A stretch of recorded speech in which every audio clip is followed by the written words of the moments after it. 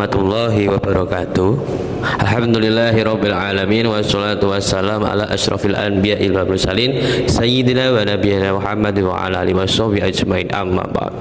Dari video pembelajaran yang saya bawakan, saya membawakan materi fan fikih dengan bab siwak, keterangan dari kitab Taqrirat Sadidah. Langsung saja untuk masuki materinya. Ditinjau dari pengertian secara bahasa, ta'rifuhu, pengertiannya siwak secara lugat itu ialah adalku. Adalku bermakna menggosok, dengan bermakna menggosok. Nah, sedangkan secara syariat atau istilah itu ialah adalkul asnani wa ma hawalaiha bi kulli syai'in khosinin. Menggosok gigi dan sesuatu di sekitarnya dengan setiap sesuatu yang kasar. Nah, dan hadis yang masyhur yang diriwayatkan oleh Imam Bukhari bahwasanya fil hadis annan nabiyyu sallallahu alaihi wasallam annahu qala laula an asyqa ala ummati li amartuhum bisiwaki inda kulli sholatin.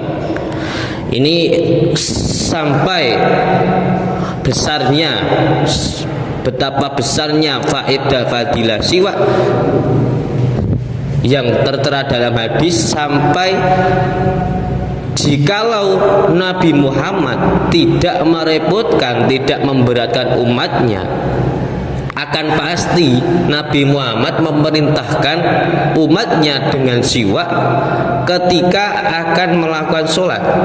Wa fi riwayatin, dan ada pun riwayat lain itu diriwayatkan dengan lafaz ma'akuli wudu'in.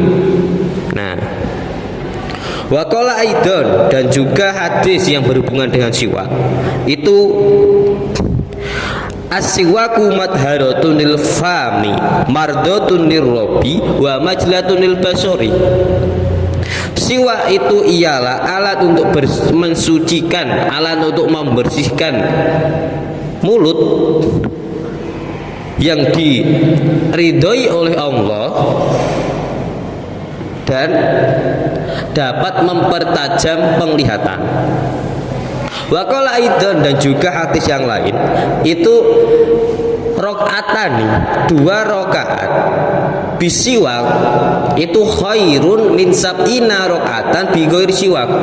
2 rakaat dengan siwak itu lebih baik, lebih bagus dari 70 rakaat dengan tanpa siwak. Nah, ini betapa besarnya faedahnya siwak, sampai perbandingannya itu sangat jauh. Wa qala aidon fadlu sholati bisiwaki ala sholati bi ghairi siwak itu sab'ina difan. Sholat dengan siwak dan sholat dengan tanpa siwak itu perbandingannya 70 kali lipat. Kemudian yang tertera dalam kitab Taqrirat Sadidah itu fawaidus siwak, faedahnya siwak itu kasiratun, banyak.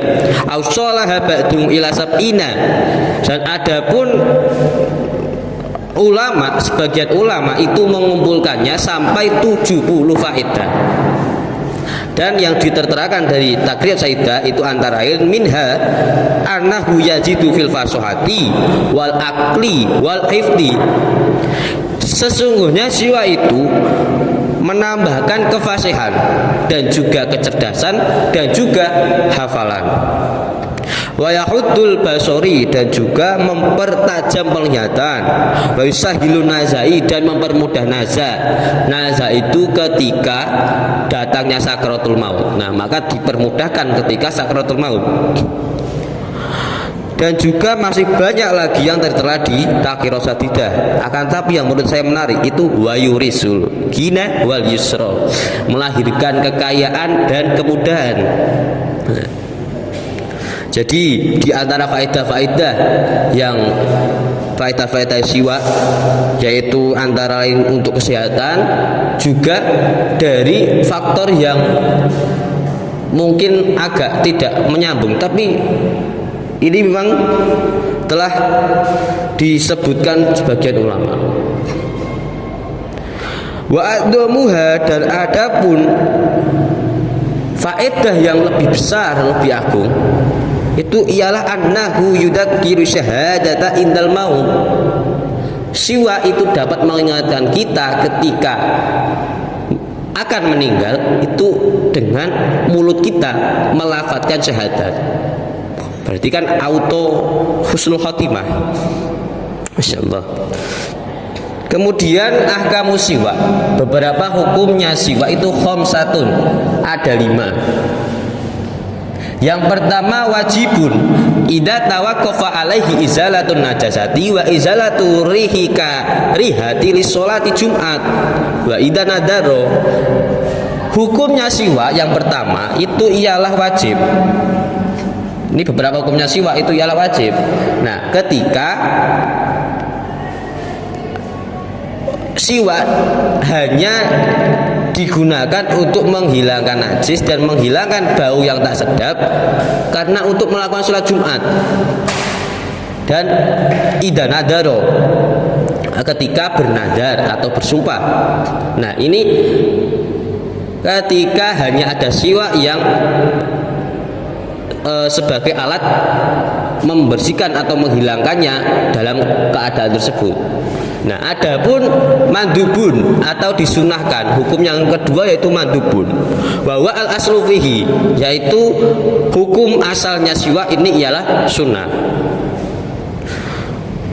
Dan juga ditegaskan oleh sebagian ulama dengan isyarah, dengan syair, yusannu istiwakun kula waqtin waqat atas mawadi ubi takiti khosol mubasiru wudu'u sholatu ma qur'anun tukhulu li baitin wa naumu wan tibahu tagoyuru.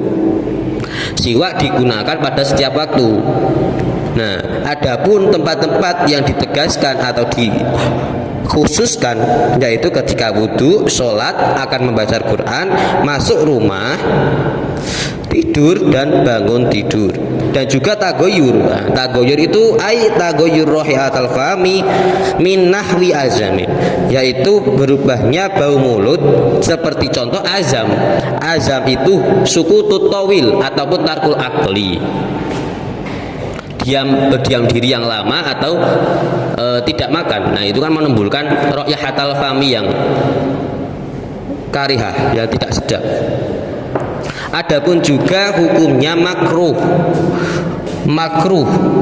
Nah, hukuman makruh itu bagi shaim ba'da zawal, bagi orang yang puasa setelah waktunya zawal. Zawal itu fi awal di waktu duhri, pada awalnya waktu duhur, zawal pas saat bergesernya matahari. Wahtaro al Imam An-Nawawi adam mal karohati, dan adapun Imam Nawawi itu memilih hukum tidak ada kemakruhan. Berarti Imam Nawawi itu menghukumi siwak secara mutlak sunnah. Adapun hukumnya khilaful aula. Khilaful aula yaitu dengan siwak dengan siwaknya orang lain, siwak dengan siwaknya orang lain, dengan izinnya, dengan persetujuannya. Nah, itu hukumnya khilaful aula, berbeda dengan hukum yang pertama. Ila li tabarukin famadubun, kecuali untuk tabaruk maka disunahkan, seperti halnya tabaruk dengan ulama-ulama, habaib dan aulia-aulia. Nah, itu disunahkan untuk tabaruk, mencari keberkahan atau mengalap barokah. Adapun hukumnya haram idza kana bisiwaki ghairihi biduni idnihi walam ya'lam lidahu. Nah, haram ketika menggunakan siwaknya orang lain dengan tanpa izinnya dan tidak mengetahui persetujuannya. Nah, dan adapun muratibus siwak, tingkatannya siwak itu ada 5. Yang pertama yang paling afdol itu ialah ayakuna biudil arok, siwak dengan menggunakan kayu arok, suma jari dinakli, kemudian dengan pelepah daun kurma, suma udi zaitun, kemudian menggunakan kayu zaitun, suma kuliudin roihata illa roihan. Kemudian setiap kayu yang memiliki bau yang wangi ila roihan, kecuali roihan itu sejenis kemangi, suma bagiatul akwadi, kemudian semua jenis kayu. Selanjutnya dari setiap tingkatan tadi itu setiap satu tingkatan memiliki 5 tingkatan lagi, maka dikumpulkan menjadi 25 tingkatan. Wa kullu martabin laha khamsatun maratiba ukhra. Nah, maka fal majmu'u khamsina khamsatu wa isrina martabatun fa afdalul muratib. Dan adapun yang afdol, yang lebih utama dari tingkatan tersebut ialah ayakuna bil aroqi munadda bil ma'i, yaitu kayu arok siwak dengan menggunakan kayu arok yang direndam menggunakan air atau dibasahi dengan air. Sumal munadda bima'il wardi, kemudian direndam dengan air mawar. Sumal munadda birriki, kemudian dibasahi dengan ludah. Sumaratbi, kemudian dari datnya kayu itu memang dalam keadaan basah. Sumal yabisi, kemudian kayunya tersebut sudah mengkering atau tidak basah lagi. Selanjutnya kaifiyah maskihi.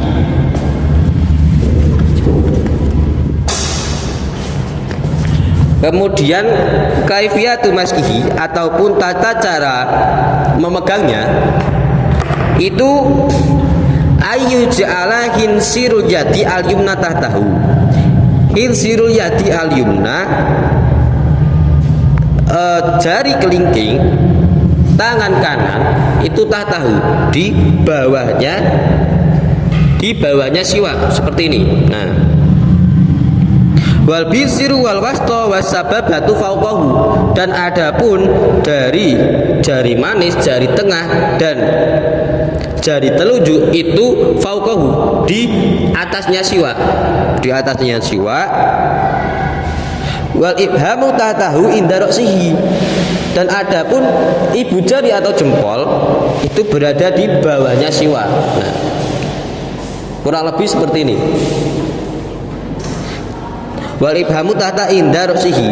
Nah, ibu jarinya itu dekat dengan ra'sihi, kepalanya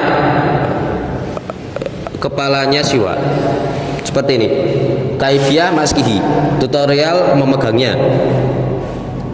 Adapun kaifiyatu istimalihi, tata cara untuk menggunakannya siwak.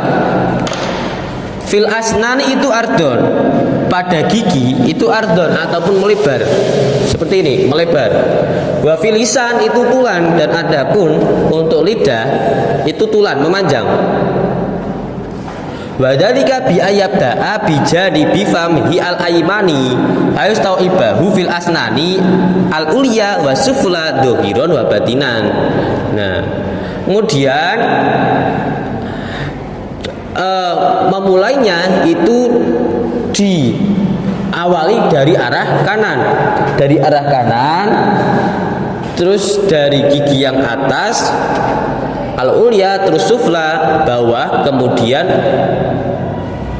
dohiron yang dohir, kemudian yang batin. Dari gigi atas, bawah yang dohir, kemudian yang batin. Nah, kemudian sumayaf alu dalika fi janibi famil al-aiman al-aisiri. Nah, kemudian diulangi lagi dari arah kiri. tuluhu, dan adapun panjangnya siwak itu yusanu alla yazida ala shibrin, disunahkan untuk tidak melebihi 1 jengkal. Nah, disunahkan untuk tidak melebihi 1 jengkal. Nah, gambarannya seperti ini, tidak melebihi 1 jengkal. Dan adapun wala yang kuso an arbaati asobia, dan tidak kurang dari 4 jari.